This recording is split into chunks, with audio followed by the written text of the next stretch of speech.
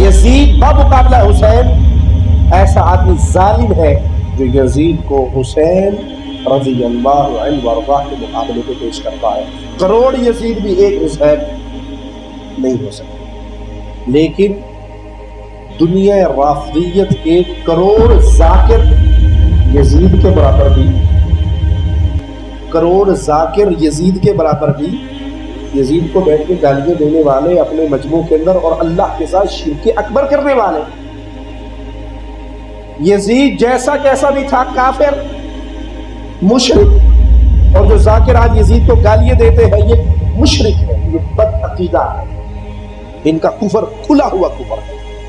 تو یزید کو بمقابلہ حسین پیش کرنا بھی ظلم ہے، اور یزید کو یہ جتنے دنیا جہان کے ذاکر ہیں ان سارے ذاکروں سے افضل ہے یزید. ایک اس میں اعتراض کیا جاتا ہے کہ جب صحابہ کرام رضی اللہ عنہ نے اس کی یزید کی بیعت کر لی تھی، مثلا حضرت عبداللہ بن عمر رضی اللہ عنہ بھی ہیں اور باقی لوگوں کے بھی بعض نام لیتے ہیں، تو کہتے ہیں آپ کو اس میں کیا اعتراض ہے؟ شاہ جی ہمیں کوئی اعتراض نہیں ہے. ہم یہ کہتے ہیں بیعت ہوئی کس طریقے سے. عبداللہ بن عمر نے بیعت کر لی تھی، اچھا جی. اب ہم یہ پوچھتے ہیں کہ جو عبداللہ بن عمر رضی اللہ تعالیٰ عنہ کی بیعت کرنا ہے، کیا اس چیز کی توثیق ہو جائے گی کہ یزید کی خلافت ٹھیک ہے؟ تو پھر صحیح ہے، پھر تو حضرت حسین سے مخالفت کی ضرورت ہی کوئی نہیں تھی. حضرت حسین بیعت نہ بھی کرتے تو خیر تھی. اصل میں حضرت حسین کا جو بیعت کرنا ہے نا، وہ امت محمدیہ صلی اللہ علیہ وسلم میں امام تھے، اور قرآن میں ہے نا کہ ان کے جو علماء ہیں اور اللہ والے ہیں یہ لوگوں کو حرام خوری سے اور برے کاموں سے کیوں نہیں روکتے. حضرت حسین کا وہ ٹائٹل تھا. اب میرا ایک کلپ بھی چڑھا ہوا ہے بڑا سخت قسم کا، میں ابھی وہ آدھا گھنٹہ لگ جائے اگر بولوں. The difference between the natures of Hussain ibn Ali and عبداللہ ابن عمر. عبداللہ بن عمر کی نیچر پیسو تھی، حضرت حسین کی ایکٹیو تھی. عبداللہ بن عمر کے سامنے جب حضرت معاویہ نے حضرت عمر کی گستاخی کی، 4108 نمبر حدیث ہے کہ میں اس کے باپ سے بھی زیادہ خلافت کا حقدار ہوں، کی تھی نا حضرت ابن عمر کی تھی، اس کے باپ کی. بعد میں اس سے پوچھا کہ آپ نے جواب کیوں نہیں دیا ان کا، میں نے فتنے کے ڈر سے خاموش ہو گیا اور قتل ریزی کے ڈر سے، اور مجھے جنت کی نعمتیں یاد آ گئی. میرا ارادہ تھا کہ میں اس کو ادھر ہی کہتا کہ معاویہ تجھ سے زیادہ خلافت کا حقدار وہ ہے جس نے حالت کفر میں تم لوگوں سے جنگ کی ہوئی ہے، جب تم لوگ کافر تھے اور انہوں نے مار مار کے تم لوگوں کو اسلام میں داخل کیا ہے، یعنی علی یا ابن عمر خود. اب یہ امام بخاری نے غزوہ خندق کے چیپٹر میں یہ حدیث ڈالی ہے کہ ابن عمر جو ہے وہ خندق کے صحابی تھے، یہ ثابت کیا انہوں نے. حالانکہ اس حدیث میں سے تو کتنی گستاخیاں نکل آتی ہیں بقول ان کے، لیکن امت کو ٹیکا لگا دیا امام بخاری نے حق کا کہ بات کس طریقے سے پہنچ رہے. تو ابن عمر تو اپنے باپ کے خلاف جب بات ہوئی ہے وہ بیچارے وہاں نہیں بولے، وہ پیسو نیچر کے تھے، وہ دوسری طرف جاتے تھے کہ حکمرانوں کے خلاف خروج نہ کیا جائے، قیام نہ کیا جائے. اسی لیے بخاری مسلم میں بھی آتا ہے کہ یزید کی جب لوگ بیعت توڑ رہے تھے واقعہ ہررا کے بعد، وہ ان کو منع کرتے تھے. ہم یہ پوچھتے ہیں کہ بیعت توڑ رہے تھے وہ بریلوی دیوبندی شیعہ تھے؟ وہ بھی تو صحابہ ہی تھے، ان کی اوپینین کو نہیں یہ لوگ مانتے. انہوں نے بیعت توڑ دی تھی.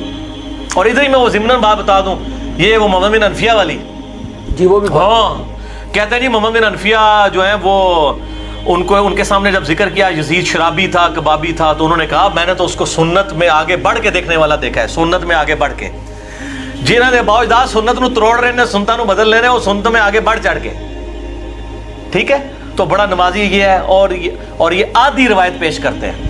یہ پوری روایت عبداللہ ابن مطیع والی آتی ہے، وہ صحابی رسول ہیں جو روایت کرتے ہیں کہ یزید کے اندر یہ فالٹ ہے، شرابی کبابی بے نمازی، اور اسی طریقے سے قریب ہے کہ آسمان سے پتھر برس پڑے، ٹھیک ہے.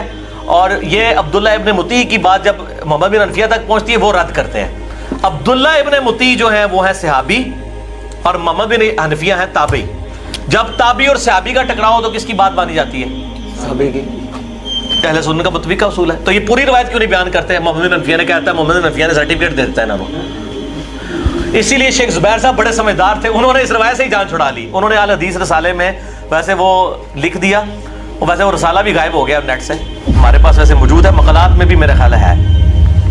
انہوں نے لکھا یہ روایت ہی جعلی ہے. وہ ہیڈنگ بنائی کیا یزید شرابی تھا، تو انہوں نے کہا یہ پوری روایت اگر کوئی صحیح مانتا ہے تو پھر عبداللہ ابن مطیع کی بات صحیح ہے کہ وہ شرابی تھا، محمد بن حنفیہ کی بات ریجیکٹڈ ہے. ادروائز جان چھڑاؤ اس روایت کو ضعیف کو، ٹھیک ہے نا. تو یہ اس طرح کی روایتیں جب پیش کرتے ہیں تو آدھی روایتیں کو پیش کرتے ہیں، تو پوری روایت بتائیں نا. आधी रवायतें बयान करके तो इस किस्म का अपना ढोंग रचाने की कोशिश करते हैं कि बिल्कुल गलत तरीके से तौसीक कर रहे हैं, इस तरीके से नहीं है मामला। हाँ जी। اور ایک بات آپ کرتے ہوتے ہیں اکثر کہ حضرت عبداللہ بن عمر رضی اللہ عنہ کی جو شہادت ہے وہ بھی آپ بنو امیہ نے کیا، اس کا کیا ثبوت صحیح بخاری میں کتاب الحج چیپٹر میں کہ حجاج ابن یوسف جو ہے وہ آیا ان کی تیمارداری کے لیے، تو کہا کہ مجھے بڑا افسوس ہے جو آپ کو ان کو زخم لگا تھا زہر آلود نیزہ حالت احرام میں، تو آپ کے قاتل کا پتہ چلے نا تو میں اس کو جو ہے نا وہ سزا دوں۔ انہوں نے کہا میرا قاتل وہ ہے جس نے حالت احرام میں لوگوں کو یہ جنگی آلات لانے کی، تلواریں اور نیزے لانے کی اجازت دی ہے، احرام کی حالت میں تو نہیں یہ لا سکتے، یعنی تو ہی ہے قاتل، لیکن سامنے کون بات کر سکتا ہے؟ یہ کس کو کہا انہوں نے؟ حجاج ابن یوسف کو۔ اس کے نیچے آپ ذرا داؤد راز ان سب لوگوں کی شرح پڑھیں ابن حجر اسقلانی کی کہ وہ حجاج بن یوسف سے ان کا تو کوئی سروکار نہیں نا، کیوں؟ حضرت امیر معاویہ رضی اللہ عنہ سے کیا سروکار ہے؟ میں آل امیہ ہے نا، میں یہ بتانا چاہ رہا ہوں کہ ابن عمر رضی اللہ تعالیٰ عنہ جو پوری زندگی امت کے مفاد میں اپنے اعتبار سے آل امیہ کا ساتھ دیتے رہے، بالآخر ان کی شہادت آل امیہ کے ہاتھوں ہوئی ہے، ان کو بھی انہوں نے معاف نہیں کیا، ٹھیک ہے۔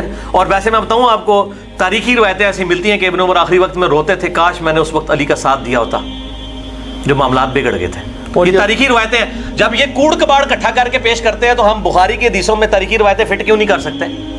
ایک اور بڑی شخصیت جن کی شہادت ہے حضرت عبداللہ بن زبیر رضی اللہ عنہ، یہ بھی حجاج ابن یوسف نے کی، صحیح مسلم میں موجود ہے کہ لاش ٹانگ دی، عبداللہ ابن زبیر صحابی کی لاش ان لوگوں نے خانہ کعبہ کے دروازے پہ ٹانگ دی، اور ابن عمر وہاں سے گزرے اور کہا تجھ پہ سلام ہو اے عبداللہ، میں تجھے منع کیا کرتا تھا اس طرح کے معاملات میں۔ یہ عبداللہ بن زبیر ثابت ہے؟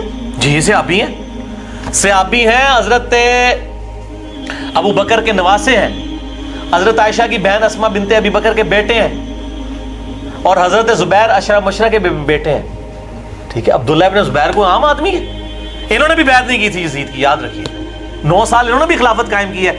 اور یہ حجاج ابن یوسف جو ہے نا اس نے قتل کیا تھا عبد الملک بن مروان کے دور میں، یزید کے دور میں اس نے خانہ کعبہ پہ چڑھائی کی جو صحیح مسلم میں آتا ہے، غلاف کعبہ بھی جل گیا، یزید کے قابو نہیں آئے عبداللہ ابن زبیر، پھر مروان کے قابو بھی نہیں آئے، عبد الملک بن مروان نے شہید کروایا اور لاش ٹانگ دی، اور پھر عبداللہ بن عمر نے کہا تجھ پہ سلام ہو، یہ جو لوگ کہتے ہیں نا تیرے بارے میں کہ تو یہ تھا، نہیں، تو بہت نیک انسان تھا، اللہ کا خوف رکھنے والا تھا، تو عبادت گزار تھا، رات کو شب بیداری کرنے والا تھا، اتنے سلام انہوں نے پڑھے، ان کی میت کے اوپر سلام پڑھے، ٹھیک۔ اور حجاج صحیح مسلم میں آتا ہے حجاج ابن یوسف نے حضرت اسماء بنت ابی بکر کو جو مطلب بڑھیا ہو چکی تھی گھسیٹ کے کہا کہ اس کو لے کے آؤ میرے پاس، پھر خود گیا تو اسماء نے کہا کہ تو نے میرے بیٹے کی دنیا خراب کی ہے، میرے بیٹے نے تیری آخرت خراب کر دی ہے۔